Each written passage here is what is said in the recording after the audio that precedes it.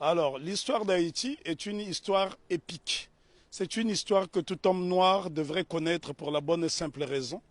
Pour la première fois, des Africains déportés dans le nouveau monde réduit en esclavage ont réussi à vaincre l'arrogance avec un seul slogan.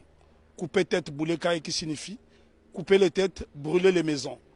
Et ce slogan va se concrétiser le 18 novembre 1803 à Vertières, où l'armée africaine de déportation va vaincre l'armée la plus grande du monde, celle de Napoléon Bonaparte, conduite par le général Donatien Vicomte de Rochambeau, qu'on appelle vulgairement Rochambeau, mais en fait c'était Donatien de Vimeur.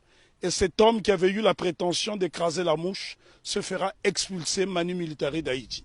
Donc c'est une histoire qui est belle, c'est une histoire épique que nous devons étudier.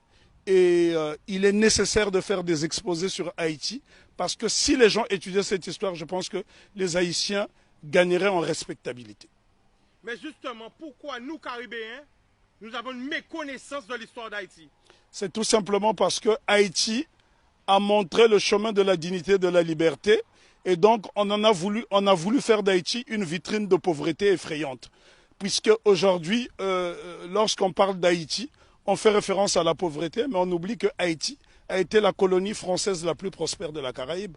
À elle seule, elle procurait plus des 3/4 de la production sucrière. Ce sont là des choses qu'on doit savoir, d'autant plus que la métropole française considérait Haïti comme la perle des Antilles. Mais comment expliquer que ce bout de terre africaine dans l'océan est devenu subitement une vitrine de pauvreté effrayante? Et là, je pense qu'il est nécessaire d'en parler avec des images à l'appui, parce que c'est à Saint-Domingue, parce que lorsqu'on parle de la révolution haïtienne, c'est une faute.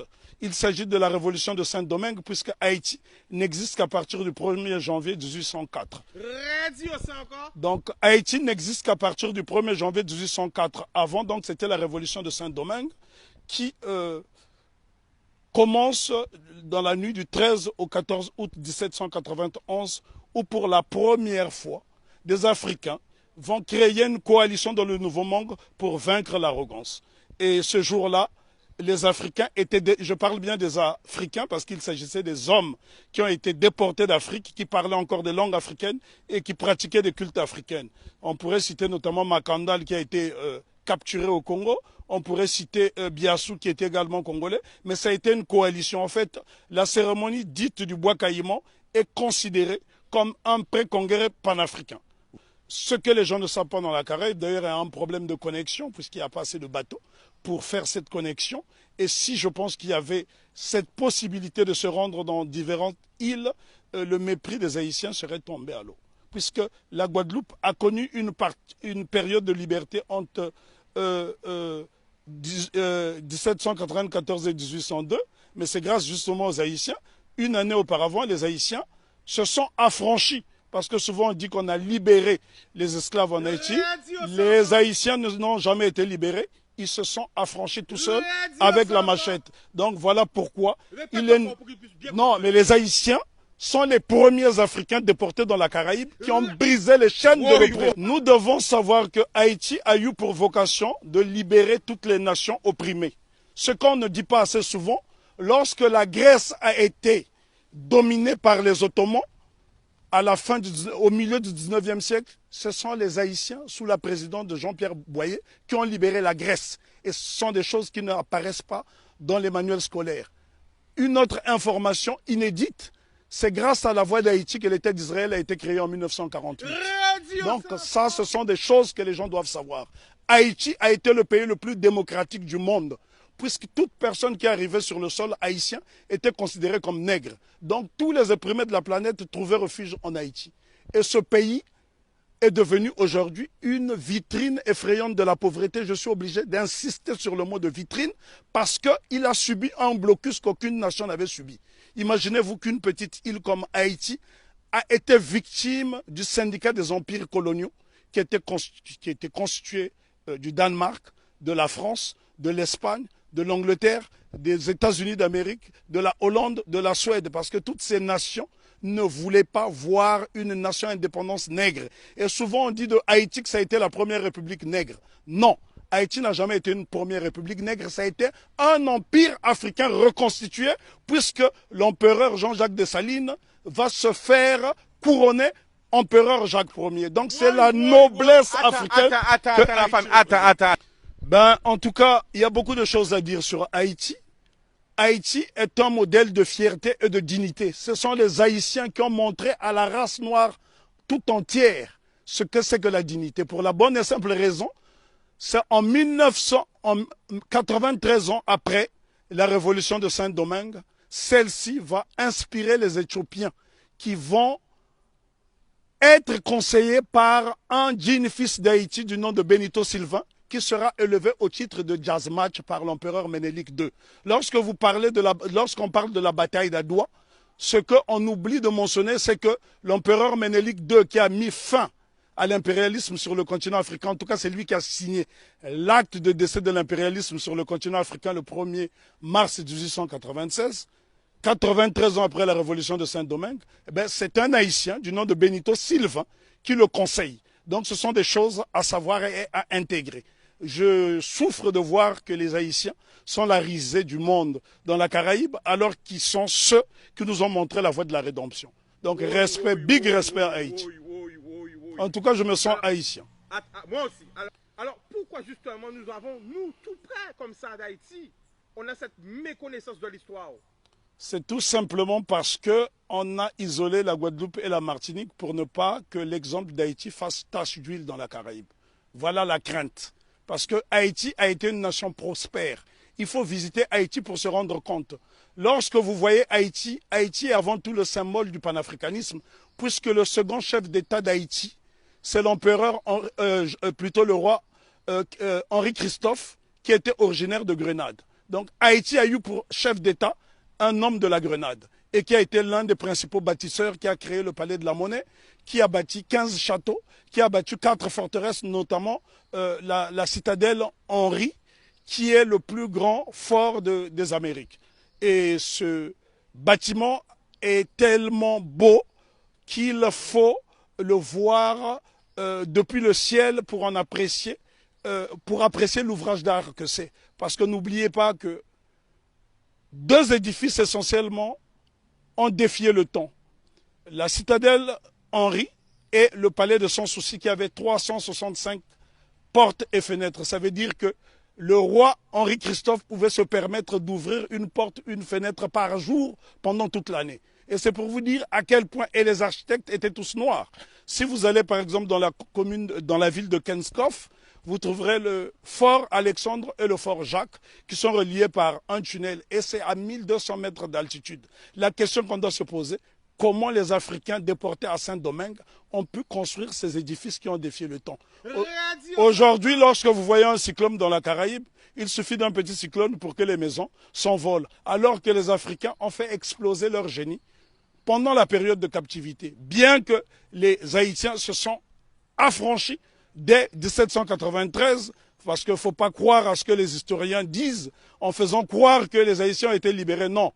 Lorsque les négriers sont arrivés, les Haïtiens étaient déjà libres, puisqu'ils avaient lancé ce fameux slogan « Coupez tête, boulet caille ». Et il y a un homme dont on ne parle pas, on parle souvent de Toussaint Louverture, qui fut le plus grand des généraux nègres de tous les temps. On parle de Jean-Jacques Dessalines, je dis béni soit leur nom pour l'éternité, mais seulement, il y a un jeune colonel qui s'est battu âprement lors de la bataille de Vertières, c'est Capois-la-Mort, François Capois-la-Mort, qui a défié les canons de l'insolence, les canons de l'arrogance en disant « j'aime la mort ». Et Capois, on le retrouve sur le billet de Sangourde en Haïti. Ce sont là des éléments essentiels que nous devons connaître afin d'aller vers l'émancipation définitive. Alors, en résumé, pour parler d'Haïti. On ne peut pas résumer l'histoire d'Haïti, elle est trop belle, elle est trop grande, elle est trop belle. L'histoire d'Haïti, oui, on ne peut pas résumer l'histoire d'Haïti. Haïti, on doit en parler avec passion. Moi, je suis né sur le continent africain, mais je suis né au Congo, mais ce sont les Haïtiens qui m'ont montré le chemin de la liberté, parce que lorsque le Congo, aujourd'hui dit démocratique, accède à l'indépendance le 30 juin 1960, la Belgique tente de saboter l'indépendance de cette jeune nation. Et ce sont les Haïtiens qui vont venir par souci de panafricanisme aider le Premier ministre Patrice Lumumba qui malheureusement sera assassiné 6 mois plus tard. Ce sont les Haïtiens qui ont brisé le blocus de la France en Guinée. Ce sont les Haïtiens qui ont bloqué le blocus de la Belgique en République démocratique du Congo. Donc nous sommes redevables tous en Haïti. Parce que lorsque je parle d'Haïti, je suis dans un temps second. Je suis en transe. On ne peut pas parler d'Haïti de façon légère parce que cette révolution est la première depuis que nous avons perdu l'initiative historique. C'est la première qui est victorieuse parce qu'il y a eu des révolutions aux États-Unis. Il y en a eu au Brésil, notamment avec la création du Quilombo de Palmarès au Brésil avec Zumbi. Mais sauf que toutes ces révolutions dans la Caraïbe ont été étouffées. Si vous allez par exemple en Antigua, vous avez un village qui s'appelle Liberté où les Africains se sont affranchis très tôt. Mais toutes ces tentatives de souveraineté n'ont pas été concrétisées. Donc ce sont les Haïtiens qui vont pérenniser. N'oublions pas que Haïti sera envahi pendant 29 ans par les États-Unis d'Amérique pour punir cette nation d'avoir vaincu les Blancs. C'est Haïti qui a libéré l'Amérique latine avec Simon Bolivar. Et encore lorsqu'on dit que c'est Haïti qui a libéré, ce n'est qu'une partie d'Haïti puisqu'à cette époque, Haïti était divisé en deux. Il y avait Haïti du Nord qui était un royaume dirigé par le roi Henri-Christophe et il y avait le Sud, la République du Sud d'Haïti qui était dirigée par Alexandre Pétion. Et ce bout de terre d'Haïti du Sud va donc donner des soldats de l'argent à Simon Bolivar pour aller libérer une bonne partie de l'Amérique latine. Si vous observez les drapeaux de l'Équateur, du Venezuela, de la Colombie, vous trouverez des armoiries similaires, même les couleurs, à celles du drapeau d'Haïti. Donc c'est très important pour nous d'étudier Haïti parce que Haïti, c'est le symbole de notre fierté. Et les gens dans la Caraïbe doivent intégrer cette notion. Si les Haïtiens n'avait pas lancé ce slogan coupé tête boulet caille qui a fait trembler le monde entier, ben probablement que l'abolition de l'esclavage aurait eu lieu peut-être plus tardivement. Est-ce que tu peux nous donner des exemples de pays? Parce que là, on est en direct. L'exemple que je peux vous donner. Quel pays a été aidé par Haïti? Le Congo, pays dont je suis originaire, la République démocratique du Congo a été aidée par Haïti parce qu'en 80 ans de colonisation belge, les Belges n'ont même pas été fichus de former une dactylographe. Et la première dactylographe qui va dactylographier le discours de Lumumba, c'est Suzanne Peck, qui est la mère de Raoul Peck. Donc Haïti est au cœur de notre émancipation. Haïti a aidé l'Éthiopie, Haïti a aidé la Grèce de se libérer. Là, je vous parle de l'Europe. Haïti a aidé la Guinée. Haïti a toujours été au cœur de notre lutte.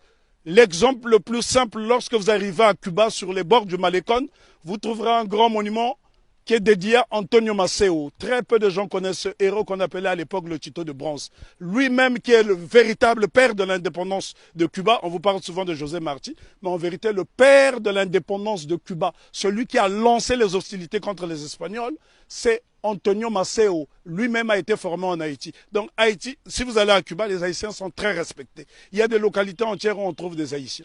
Il n'y a que dans la Caraïbe francophone où on voit ce mépris.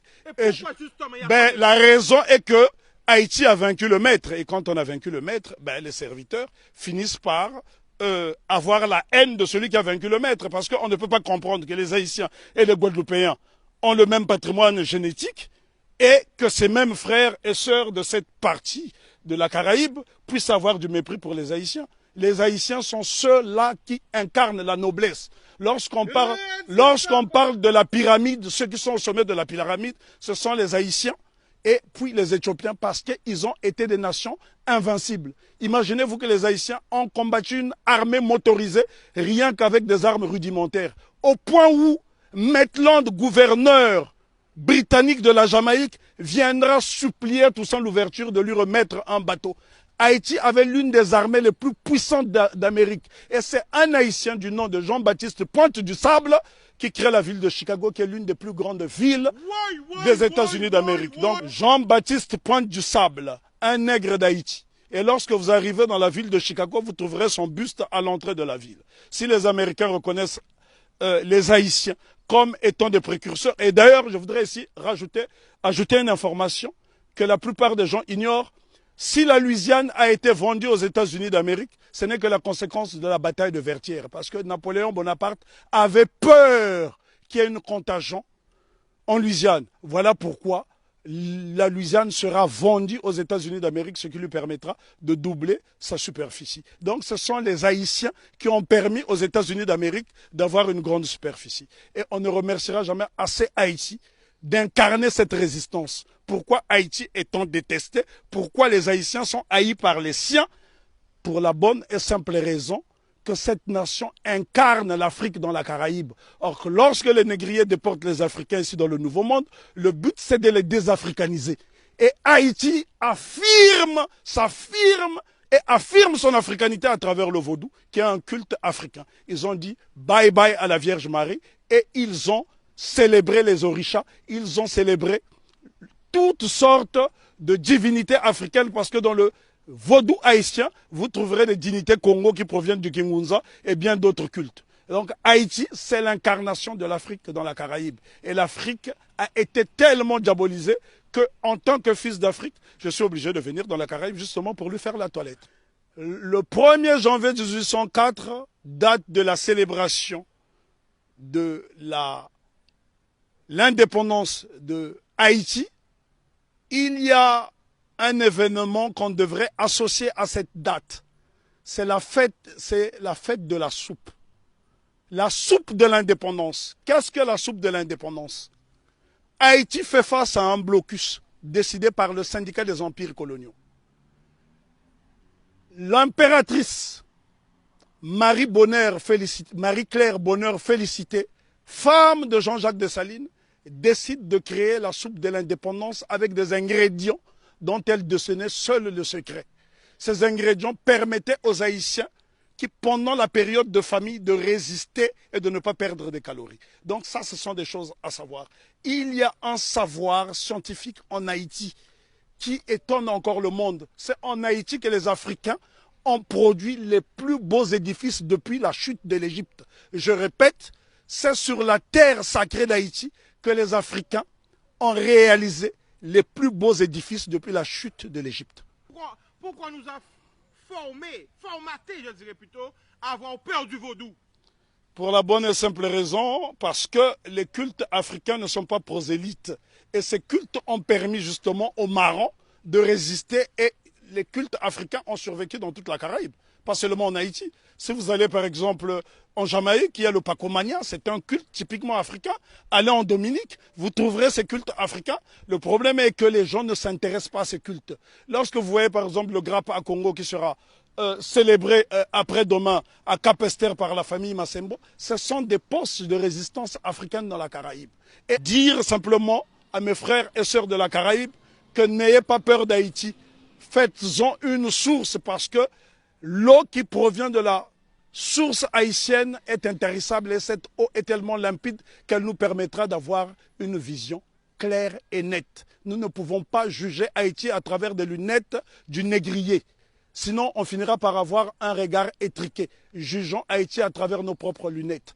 Voilà pourquoi Marcus Garvey disait « Si le nègre ne prend pas garde à lui, il boira tous les poisons de la civilisation moderne et il en mourra. Vive Haïti !» Je tiens à signaler que j'ai la particularité de faire des conférences sur l'Afrique gratuitement dans la Caraïbe parce que mon but justement, c'est de raconter la version du gibier qui n'a jamais été racontée. Parce que pendant 400 ans, vous avez eu droit à la version du chasseur. Et les Africains disent dans un proverbe très éloquent, tant que les lions n'auront pas leurs propres historiens, les histoires de chasse seront toujours à la gloire du chasseur.